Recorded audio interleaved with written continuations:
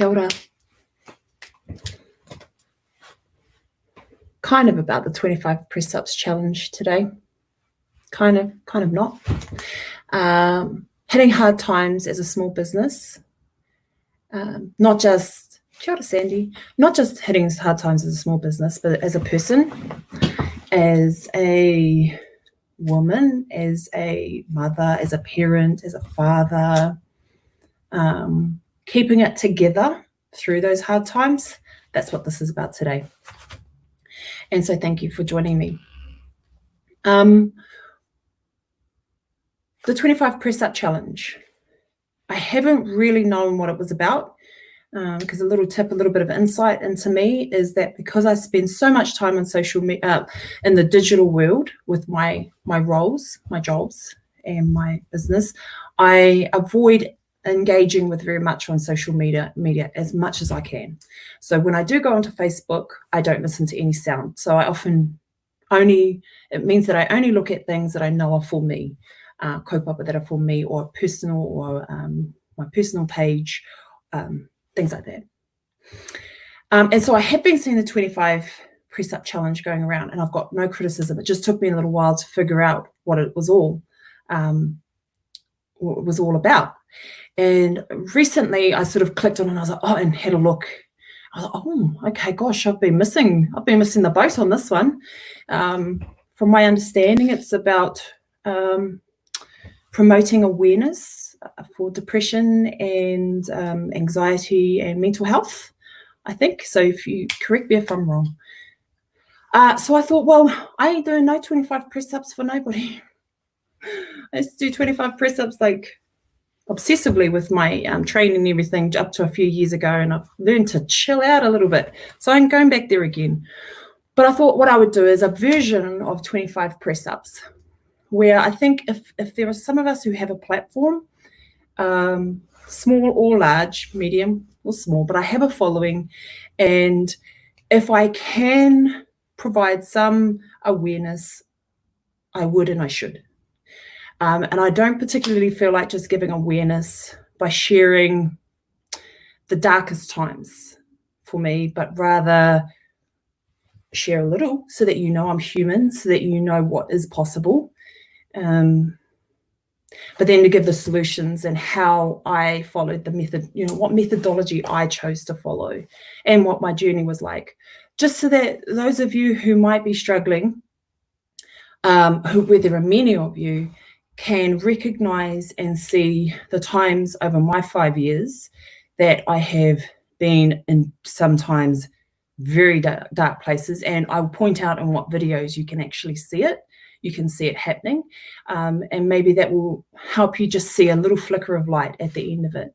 And if that's what my platform can do, and that can be my version of 25 press-ups, then here it goes.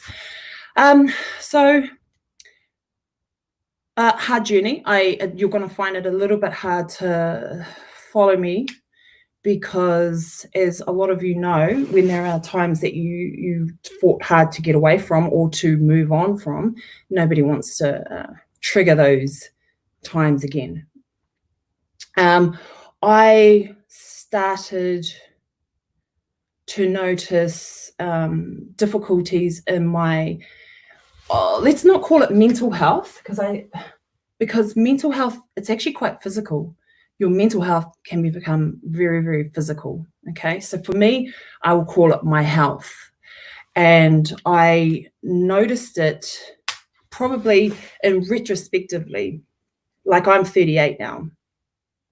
So I noticed it and started doing something about it and dealing with mental health, my health, directly, probably in the last 5 or 6 years, 6 or 7 years maybe. But in retrospect, after I've learned more, I realized it's been going a lot longer. So what was my mental health history? All right, so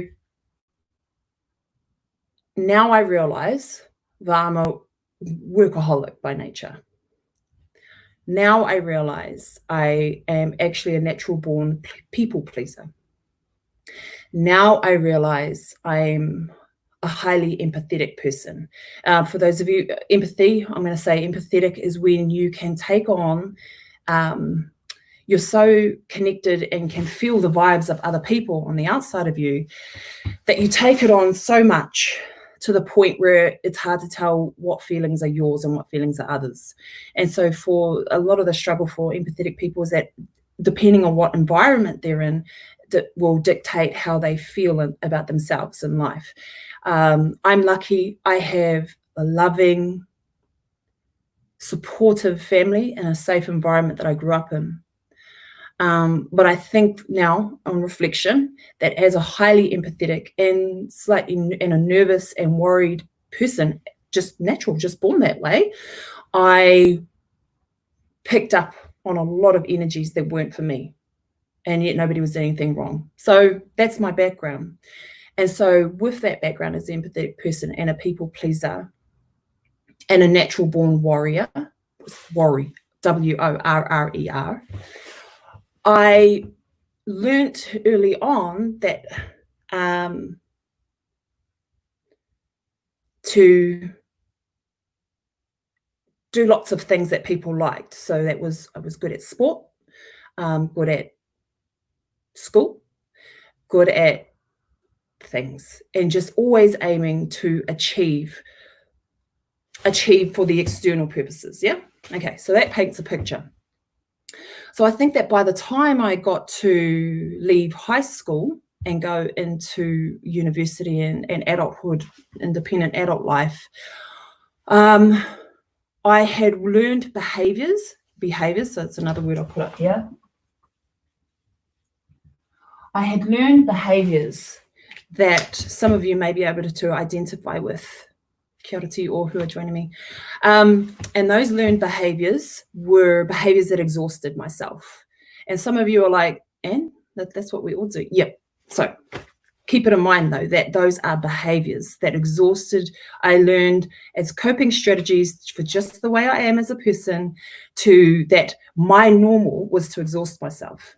As an exhaust myself person, I would always constantly do sports right up into my 30s, constantly do sports, competitive sports, probably like 2 or 3 of them at a time.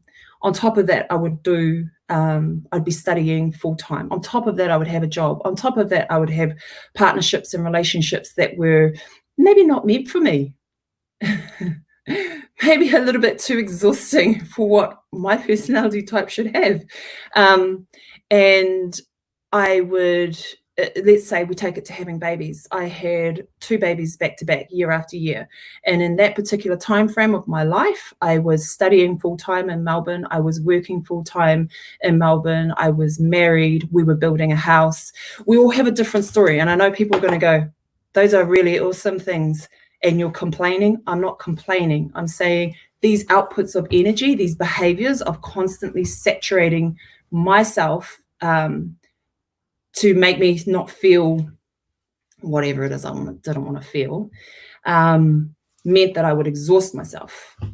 But I don't mean exhaust myself from energy. What I have since learned is that you exhaust yourself and you deplete. I depleted, I'll call it, I use the I words. I was depleting over a long period of time my brain chemistry, the things that make you feel good. Serotonin, endorphins. When you run out of that stuff, you start using adrenaline. When you start using adrenaline, you start wrecking your body. Simple pathway to describe my particular journey. When you start using up your adrenaline, you start messing with your kidneys. You start messing with your liver. When I have run out of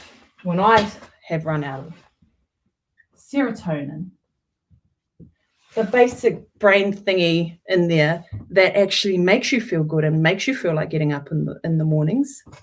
When I ran out of adrenaline, this is from being hyped all the time and being a high rate workaholic, just to get away from feelings and all that stuff. Because background is I had never learned behaviors that taught me how to cope with feelings. And so we'll come to it again. But I've run out of these. And so by my early 30s of consistently living life that way, I remember coming like to a crash, a major crash. And to give you a picture, to draw what that looked like, I remember feeling like I had been bitten on the back of the neck, like just bitten. And it was around a sad time. There was one too many losses. There were one too many traumas kind of compacting in my life, relationship, financial expectations, physical, all these things, boom, boom, boom. And probably I wouldn't be surprised, a touch of postnatal, because I had my bubbas one after the other and never stopped the work and study, and then just kept on going and being like a hero, just constantly being a hero. And I wouldn't be surprised if my body put the brakes on at about 32, 33 or something. And I just felt an overwhelming sense of waking up in the morning with doom and gloom. And what that looks like is that in the middle of myself, I would hear me, the cheerful, happy me, and I would be on the middle of my body. And the layer of doom and gloom would just be on the outside. Yeah, it'd be like you're talking to yourself going, what the hell? Wake up, girl. Like, life is actually going pretty all right. And the thing is if I kept ignoring that little voice, and the layers then started to not just be layers on the outside, by continually to exhaust myself and not actually stopping and doing and stopping the lifestyle changes, the layers got more and more. So they went from the outside of me, if I was to draw it like this, like this, like this, and like this, to the point where the Inez, the me that you see today, was like this little slither of a core inside myself, and the doom and the gloom was me. Okay. And it was coming in. And that I am, as you can see, I kind of dissociate from it. I don't really like the feeling of talking about it. I'll try to, so that I can connect you to it. And so one thing I did know, because I had my mum who had dealt with depression, clinical depression, anxiety, and other things all her life, I had a person to talk to about it, where it didn't make me feel like I was crazy.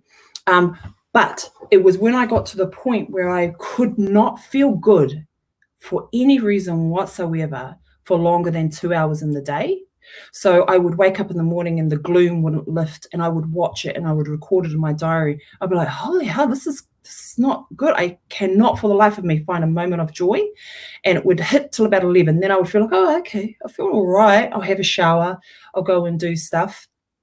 I'll do normal life things. Oh, I feel good. Hit 1 o'clock, boom. Dread again, just dread. It was a physical feeling of dread.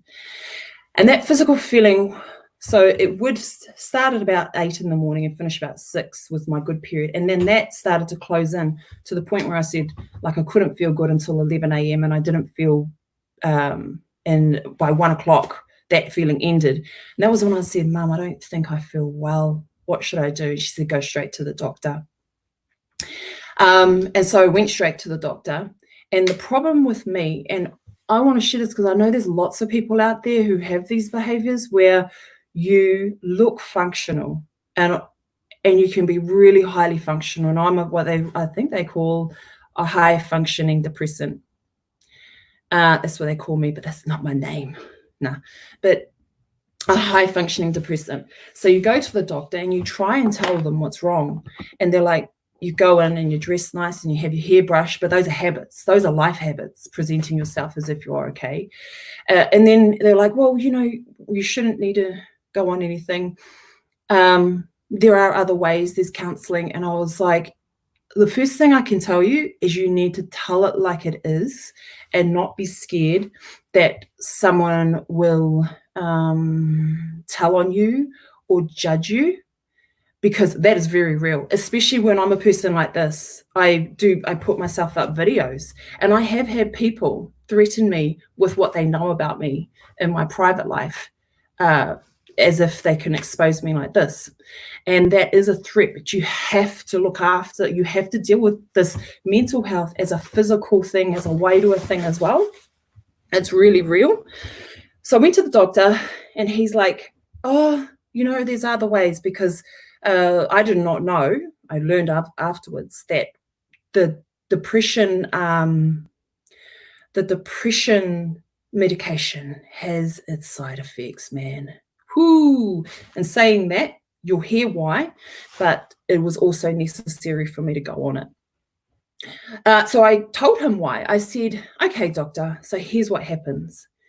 When I'm feeling any moment of stress, I have visualizations of, I didn't say I want to die. My visualizations were not wanting to die. I did not want to die, but I didn't want to live. See? And everybody assumes that means you're suicidal. And you're like, I'm not suicidal. I said, I'm not suicidal. It's just, I constantly have these feelings of dread that I don't want to be here. I don't want to exist. And he was like, oh, okay. And then he took me seriously and he asked me to describe it. And I said, so if the problem is small, my anxiety gets to the point where I don't want to exist a little bit. As the problem gets bigger and closer to me, I start seeing that I really don't want to exist. And the picture of this situation is here. When I'm really highly stressed, I cannot, the whole picture of what I'm thinking about of not wanting to exist is right in front of my eyeballs. And I said, and I want to exist and I love my life, but that voice inside of me is getting quieter and quieter as the days go by. And that was how I explained it. I said, I am me. I feel good, but just me is less present now. Those layers were becoming me. My voice of me was getting quieter and more silent inside, and the layers were closing in like this.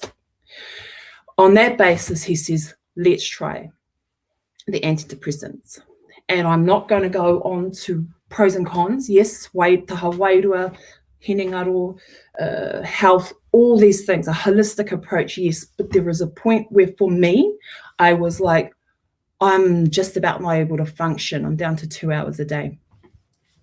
So he gives me a trial. I'll go through quickly on the journey of that. All that the pills did for me was take the top off the anger, the despair, the bottom off the despair and the grief, and the top off of the hype, the anger, the rage, things like that. So that you kind of just, I was stuck in a feeling of about this much. Of a spectrum of high to low, I was feeling in this much. One of the videos, you'll see that. I will link the video link in after I finish recording this. Just for interest's sake, was one of my most popular videos. And that, I think I got 150,000 views. And it's the one where I talk about how buying general title properties can help you back onto the papakainga. Have a look at me in that video. Have a look at me in that video. I'm drawn. I'm just about done with life. I'm using the last bit of serotonin that I have to feel good to give that message in that video. And that's what I looked like, and that's how I felt right the way through. But for me, the medication gave me a time to stop feeling anything so I could spend the last bit of energy to work out a direction forward. So personally, I took every option that the health system has to offer. He said, we can give you the pills, they won't fix anything if you keep your behaviors the same. So would you like to take up the 6 free sessions with the clinical counselor, clinical nurse? And I said yes. I said yes to everything. Yes, yes, yes, yes, yes. And I took those, and people might say, what about the Māori stuff? Well, I would try going to the Māori counsellors, and the problem is I would go to the Māori health providers and services for their free counselling and everything, and I'd walk in and everybody would recognise my name, my family members, and people would ask me about them. The whakama, hey, do you really want to go into a place when everybody knows who you are and who your family are, and then you're going to tell them this is how you feel and it just gets out there? No. The other ones would be, I would go in and people would find a way to talk about wanting a consultation. So for me, I found the pathway was to take the clinical way, and that is where I learned about behaviors, and that some of us, the way our bodies are made, the way our chemistry, and just I could totally see it in my family, people who are related to me, where you can be low producers of serotonin. So some people are just full on, produce lots of these brain chemistries and everything, produce it, cool. So they can use it up. They can have lots of high energy behaviors and use it up, but they're producing a whole lot in behind there. Well, me, I used up a lot for too long, and then I'm a I can't even do this. I'm a fast user, slow producer. Fast user of all the good stuff in my brain and a really slow producer. And that if I kept on carrying on with these behaviors, I was going to end up with a breakdown, just a breakdown. So I had to both take up the sessions. I also did 12 months of trauma and grief counseling. For me, I did it through a service, Rotorua professional service, and that was, I can't remember, Family Works, I think. And I'm telling you, that just changed my world. I didn't realize that I was contributing, my behaviors were contributing to my physical well-being, because I was using up energy that I should have been using for being happy and being alive. And I was using that up all the time and not giving myself space and time to heal. Constantly running, constantly of trying to avoid certain feelings and experiences, and not giving time to just be and do nothing and sit in the moment, which is when your brain and your body replenishes itself for the ability to be well. And that mental health isn't always just that there's just something wrong with you, or that you're just crazy, which sometimes you can be made to feel. Sometimes it afflicts those who don't look like they are struggling, because there's nothing wrong with you. Yeah, you're not mental. You're not touched by spirits and things. Sometimes you've just grief and trauma and behaviors all get together and exhaust and deplete your body.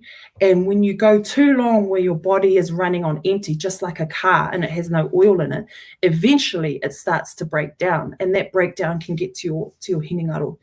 Once it gets there, it then goes through to your wairua as well. For me, my body was what I needed to look after, to fix my mental health, to fix my wairua, or whichever way, kind of, they're all related.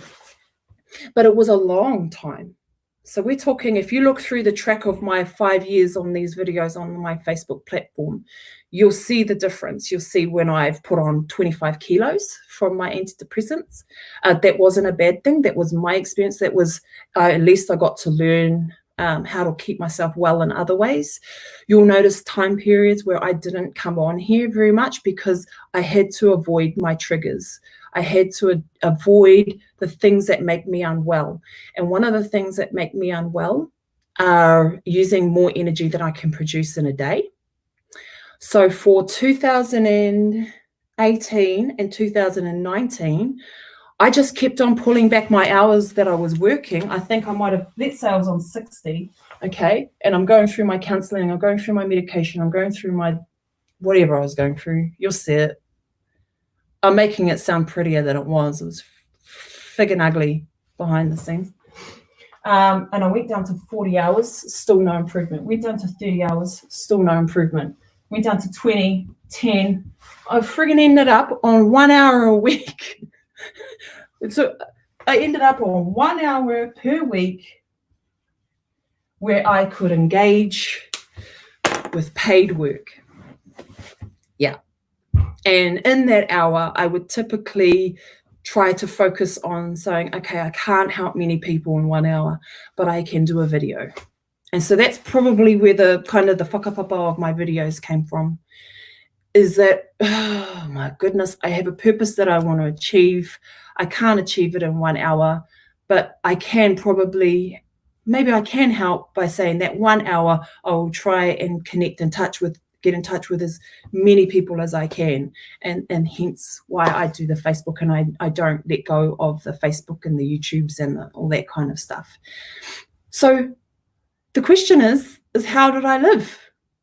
I focused on living was my first thing. All the rest of my hours, 1 hour a week was all I had for paid work opportunities. 2018 and a lot of 2019. And so I had to just survive.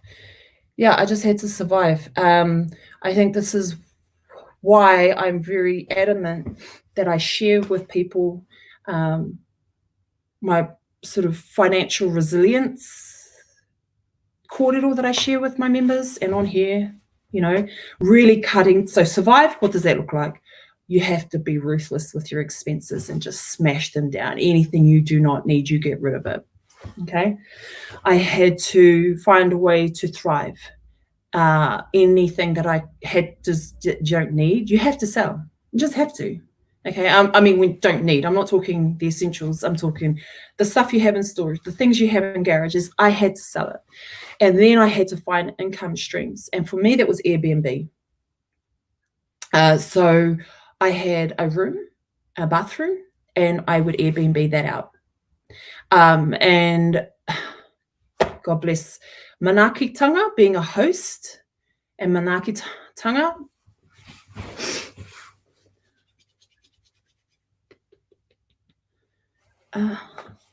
like shit.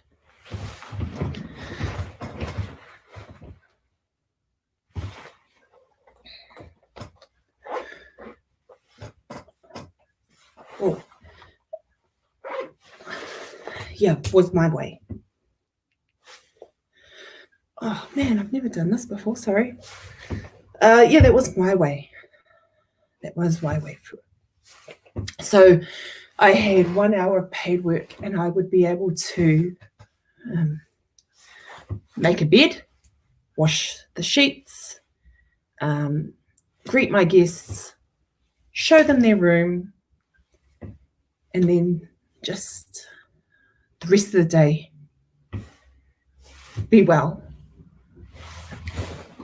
Yeah. So,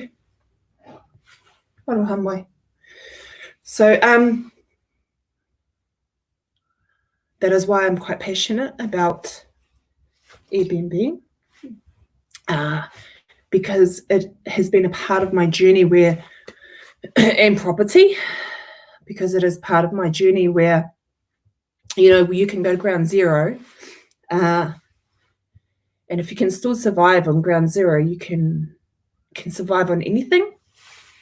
So if I could survive on 1 hour paid week and take the rest of my 40, 80 hours a week or whatever to rest and recuperate, and really invest those hours into myself to get well, then that's a message that I need to share. So in behind everything that I'm sharing with you, that's the actual purpose. It's because I know where it is to be on that with no benefit, and a mortgage to pay, and little people to look after, and a dream that I want to achieve, and there's zero cash coming in. And so when I try to extend out what I'm teaching you, I'm not just doing it to move my mouth on the YouTube. And I really hope that some of you can have take some inspiration, not from me, but from the darkness that you might be experiencing. There are still things you can do, and they are things you can do. They don't have to be things that you can think, because obviously in the dark times, it's hard to think, and it's hard to navigate your way through. So don't think too much. Don't overthink, don't plan, just do and just be. And if that means to clean a room, to provide a place for manuhiri to stay who are going to exchange your space for some money and income, then don't be too proud to do it. Just do what you've got to do to be able to get well. And it takes time to get well. It's taken a couple of years. And now you'll notice that I avoid my triggers like the plague. So when I feel overwhelmed from negativity on Facebook or the media or TV, I don't watch TV. I don't come on here very much. I don't engage because I'm aware of the spiral that it can take me down if I engage in it too much. And I think there are a lot of you out there who experience this as well. And you don't have to have the same story as me. Some of you have really, my story probably makes me, it's just, I'm not ungrateful, but it can touch everybody, not just people who have very obvious difficult times, okay? It can touch everybody. So one of the ways where I did, this is what pees people off about me, is that no matter how low I get, I'll always have an idea of how to get through. I don't know where that comes from. Maybe I'll find out. But in this 1 hour a week time, I knew instinctively that I couldn't get better too quickly. You have to get better at whatever rate you need to get better at. And I knew I had KiwiSaver. And I knew that some Australian person one time told me in Australia how you apply for your superannuation, your KiwiSaver, and the key points that you need to use to get through. So long story short, I had quite a bit of KiwiSaver. Quite a bit of it is untouchable. If you have transferred it back from superannuation in Australia, you're not allowed to withdraw that for a first home. I fought for my KiwiSaver. It was probably about a 3-month turnaround time. And so I would spend 1 hour working a week. I would spend the rest, a little bit of time tending to my Airbnb and my guests. And then the rest of the time I would spend working on collating all the information I needed for my KiwiSaver withdrawal as a hardship. You'll see over here, I think it is, here is the link to where I've done a tutorial on what you have to focus on if you want to withdraw your KiwiSaver for hardship. I did it. And then for the rest of the year, whenever I can't even remember, it's all hazy now, I was able to survive and continue to just get better. Sorry. So between Airbnb and my hard-earned KiwiSaver, I was able to give myself time to build, use the services that are out there, focus on my health, specifically sleep. You need to have plenty of sleep. I needed to have plenty of sleep. I needed plenty of sunshine. So I sit in the sun a lot. No matter how long it takes me, I sit in the sun and until I can feel well. The sun is what triggers the production of serotonin. As you can tell, I have a science background, so I tend to approach all of this wellness from a science, chemistry, physiological perspective. It's easier for me to handle rather than to sort of constantly talk about it. Oh, it's trauma, it's grief, which it is. It's all of those things. But I like to deal with what I can, which is my body. Sunshine, plenty of sleep, avoid triggers that deplete me emotionally, and avoid too much screen time. So too much screen time, this constant scrolling would give me eventually trigger sort of epileptic things. And that was from both, anyway, we'll leave that. In my hardship tutorial, don't feel obliged to go and get it. I don't want you to. It is for rent. And this is because I have to keep this information protected. Can you imagine what the government would think if they were like, there's a free tutorial out there encouraging everybody to withdraw their money? I'm not encouraging you to withdraw your money. I'm saying it's your resource. It was my resource. It was something I worked for. And if you're not going to make it to 65 because of your mental health and your well-being, what's the point of it in there, right? Yeah. So I needed that, and I wanted to share this because if you have those times, there is a specific way and there is specific procedures and applications and things you need to know about with accessing your KiwiSaver for hardship applications. But you shouldn't suffer. You shouldn't suffer while you have these investments sitting in there. Yeah, you shouldn't. Get well. Pay yourself that time. I saw it as me paying myself to pay myself.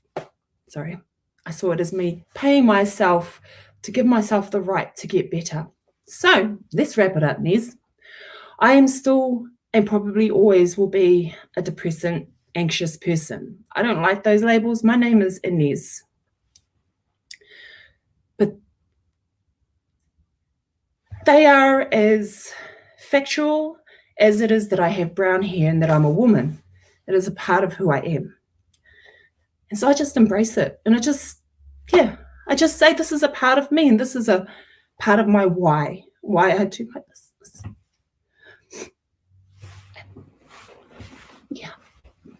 Yeah. It's part of why I do my business. Because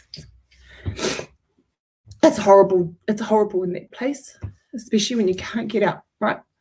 And so my 25 press-ups is just, I've done 35 minutes. Let's say that's my version. And I'll never do this again.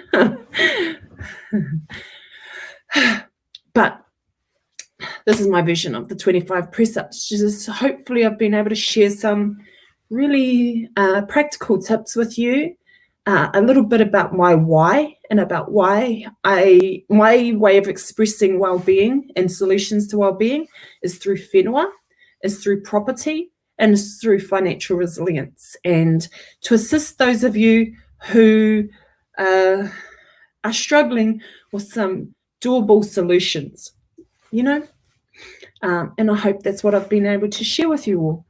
Thank you so much. I need to go get some tissue situation up in here. So love you and leave you. Thank you all. If any of you want to have a hardship tutorial, it's there. It's not for free. It is rent to view. Like I said, go keep it safe and all that jazz. But I do know some of my clients have been using that particular tutorial and it has worked for them to follow through and be able to get access to their resources. I love you all. Have a great day. And thank you for listening. And that is my 25 press-up challenge done.